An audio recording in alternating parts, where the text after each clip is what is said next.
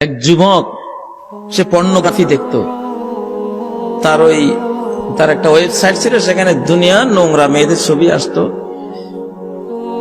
এগুলি দেখতে দেখতে দেখতে সে মরে গেছে।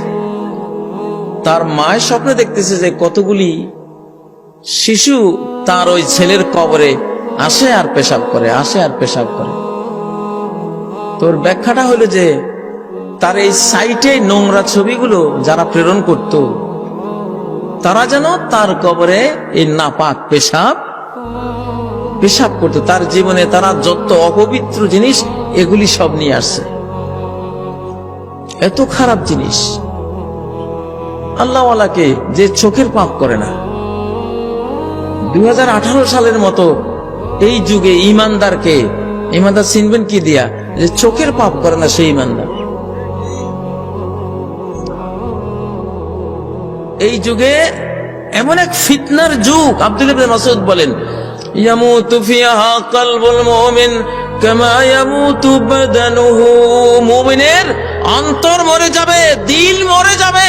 যেমন তার বডি মারা যায় স্বাভাবিক, এরকম তার দিলটা মরে যাবে। এমন এক ফিতনা, পাপাচারের যুগ, ফিতনা পাপাচারের যুগ সামনে আসবে।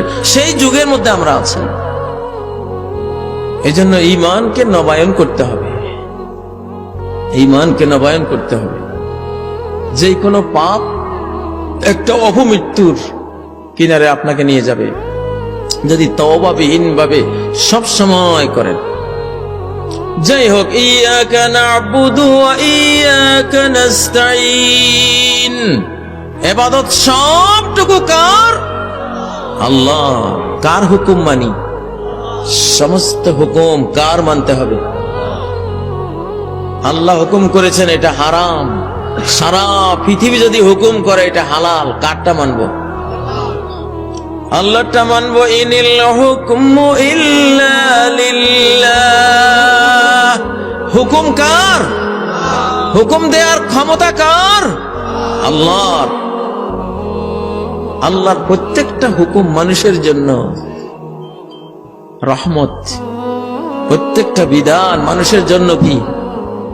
মানুষের জন্য কি? রহমত।